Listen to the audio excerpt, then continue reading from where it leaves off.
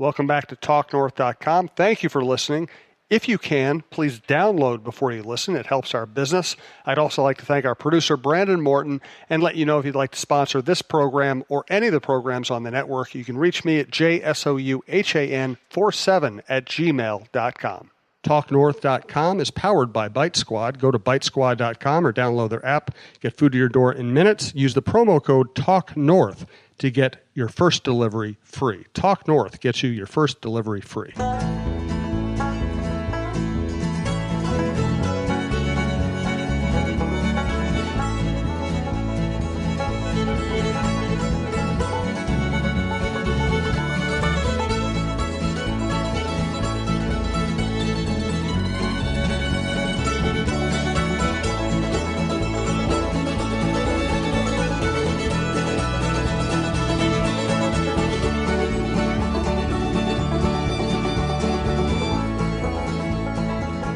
Let's talk about New York City. Let's talk about the Wild. Let's talk about the NHL. Let's talk about something funny that happened to you and your new mansion that you just moved into.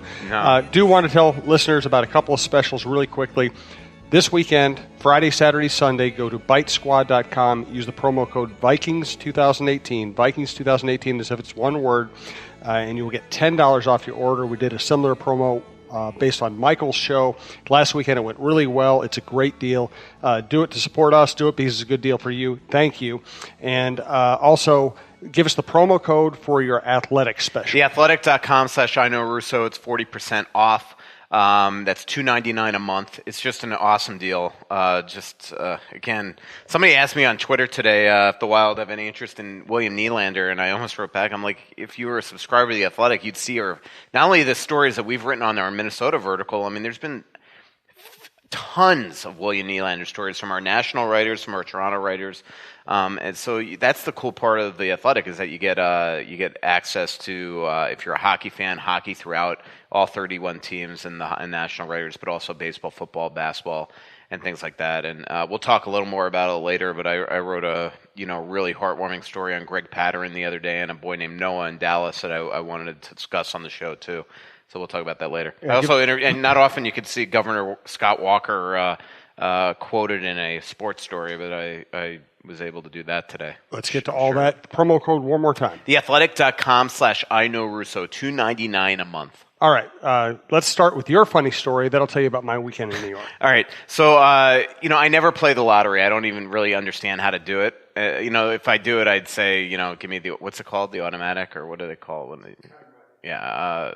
Where they pick the numbers for you. But the other day, everybody's telling me the Mega Millions, the Powerball, it's like if you win them both, you could win a couple $1 billion. So I'm like, well, you got to play them both. That's right? a lot of Starbucks. Yeah. So anyway, this morning, all of a sudden I bought $20 worth of tickets of Mega Millions and Powerball, so $10 each the other day on my way to the Wild game on Saturday. And so I found the tickets in my coat pocket.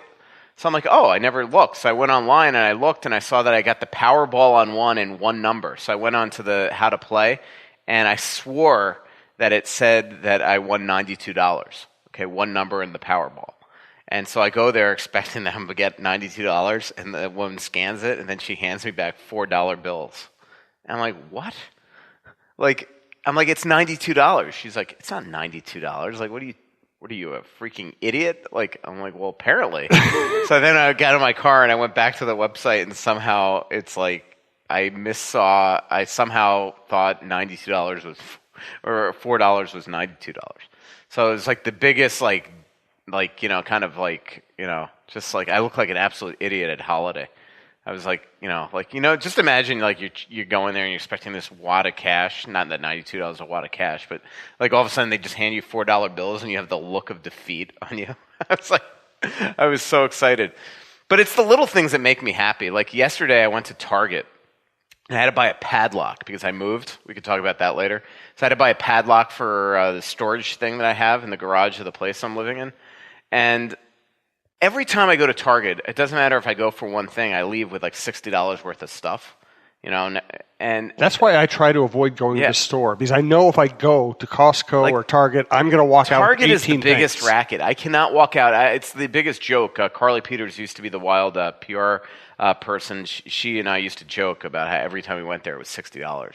But I felt like the biggest winner in the like I won the day yesterday. I went to Target for a padlock and I left with the padlock. Bought nothing else, not even a bottled water, not even a Starbucks, not $50 worth of groceries.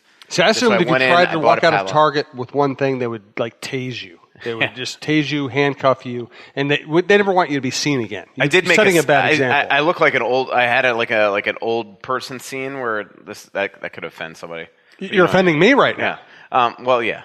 But I did the self scan, and then you know how you have now the Target credit card and app on your phone. So I'm scanning my phone, and it's just not going. It's just not going. And I cannot pay for this freaking padlock. And all of a sudden, some kid came up to me. He's like, "Give me your phone," and he like wiped it off with his shirt. He's like, "Beep."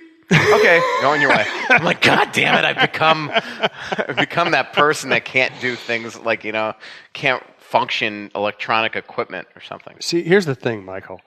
I could tell you that I eventually became that person. The reality is I was that person when I was 16 years old. I've never been able to do anything constructive. Yeah. Lately, it's like if I'm like writing something, I have to take off my glasses, which makes me like somebody said to me the other day, "You ever think of bifocals?" I'm like, "How about you yourself?" Sorry, tell Brandon. Yeah, let me type down the first of 85 notes to Brandon. That's stuff he has to cut out of the show. Yeah. Oh, poor Brandon. Don't tell me I need bifocals. I'm not that old. Yes, you are, man. You're so old. God. You just bought a house. Of course you're that old. Yeah, so I moved. What a pain in the ass. Let me thank Delano's and tell people about our next live show before we go to that. Delano's Pizza, downtown Minneapolis. The next live show is November 1st. It's a Thursday night, about 6 o'clock.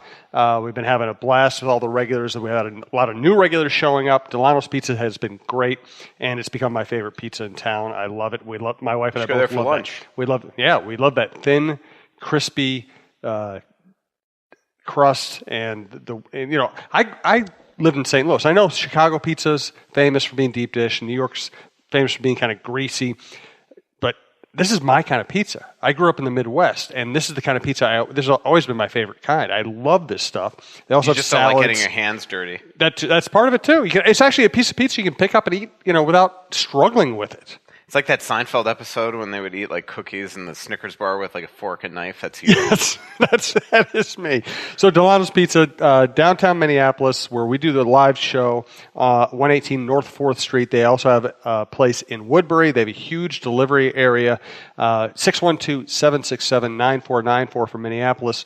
651-735-6700 for Woodbury. And, of course, just go to their website. You'll see all the phone numbers, all their features, their lunch specials, their salad bar. It's a great sports bar, great place to hang out, watch games. Come out and see us, and if you can't come out and see us, just go down there some other time. Is your mother going to be joining us on the show Yeah, soon? She's coming to visit me in the middle of the month. So if we do the next possible date that we could do 2 weeks later at Delano's, I think is November 14th. So she will be coming to that, and Dawn Mitchell is going to be coming to the show as well. So maybe we'll have them both on as guests. Absolutely, and somebody, I think Mary or one of our regulars is also suggesting we should do a show one of these weeks where we get Helene Elliott or somebody who's an esteemed hockey writer to join us on the show and just kind of mix things up. We'll do that at some point. I should have brought Lisa Dillman here. She's in town for the Athletic. Lisa would be great. She covers the Kings. Well, she grew up here. Next time Lisa's here, let's have her on. Yeah. I'd like to do that. Yeah. Let's get to, first of all, tell me about your house. Well, I'm building a house. I finally was able to sell my condo, and we had the closing yesterday. And it was actually, it's funny. I had a couple moments this week. So I've lived in this condo in downtown Minneapolis for 13 years.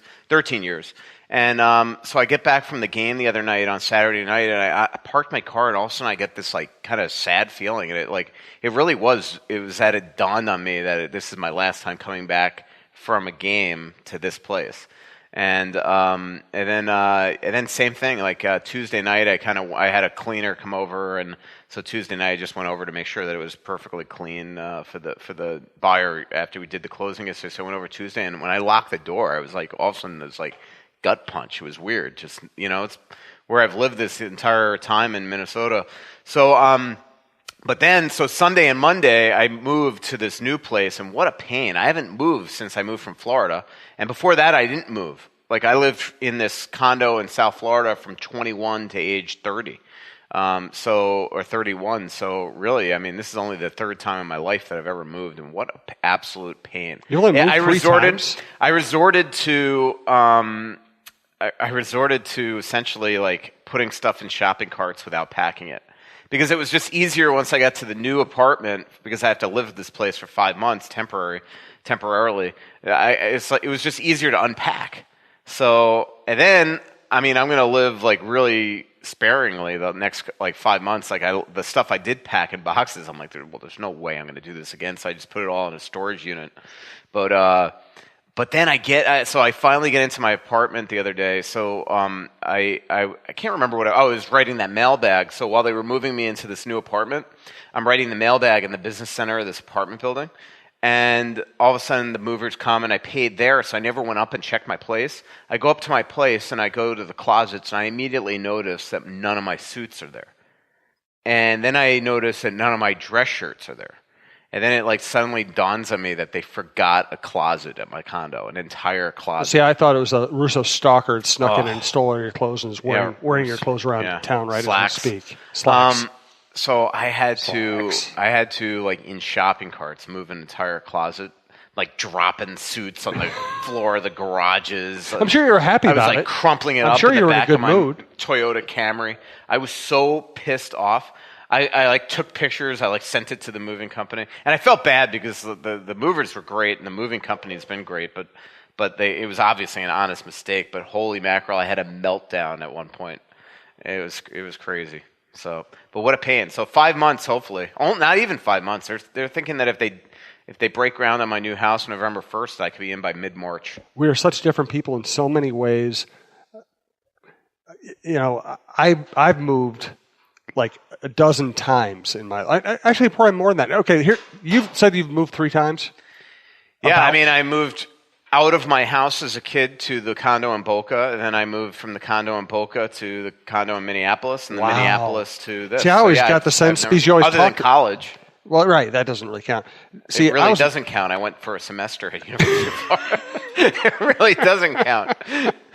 See, I was an Air Force brat, and then my dad got out of the Air Force and found another job that moved around. So I lived in Waco, Pensacola, New Jersey, Okinawa, San Francisco, Knob Noster, Missouri, 2 places in Pennsylvania, Baltimore, St. Louis, Indiana, and then got my first job in Fort Worth, worked in Dallas, and moved up here. So I'm the opposite of you. It's like I don't think anything. I hate moving, but I have no emotional attachment to any place. Yeah, I don't know. It was just weird. I mean, I will miss the building I lived in. It was an awesome building. I love the neighborhood, all that stuff, but it was just time, you know. And so this is just you needed a house with servants' quarters. Yeah, I did. I needed a big change, and now I'm having big panic attacks about that. You know, like that's so unlike you. So I went to Brasa the other day in downtown Minneapolis here. Great place. And by the way, you can get Brasa on Bite Squad. Yeah. BiteSquad.com. Well, promo code Vikings. It's funny. The reason why I went there is the 2 times that I've used Bite Squad since these promos started. It was so good, but I'm like, I'm going to go there, you know, have dinner. And so I was wearing my Athletic ball cap, and some guy's like, oh, are you a fan of the Athletic, or do you write for them? And then I'm like, no, I write for them. And then we start talking about sports, and he goes to me, do you listen to the Souhan podcast? I'm like, yeah, I do. Thanks for listening. Disappointing that they didn't know about you. So he was a huge fan of the Smalley Souhan show, and he looks at me and he goes, have you ever noticed that Souhan's getting more optimistic? He goes, like, when I was growing up, he would just carve people. And now he's so optimistic. And then you know what I told him? Oh, what? I said, because you need people to listen to your podcast, you have to show people that you're human. That's what I told him. Oh, I wish that weren't true. I wish I could offer a defense of myself, but I really can't. Yeah. So I said, yeah, he's had to show people that he's actually a great guy. But it's funny because I've had that conversation with Nick Henry, who does the Minnesota Sports Fan show on the network and all that. And you know what the difference is, really? The difference is when you write a column, at least the way I was taught and the way, you know, following the people I idolized growing up and reading every great columnist who ever, you know, wrote about sports.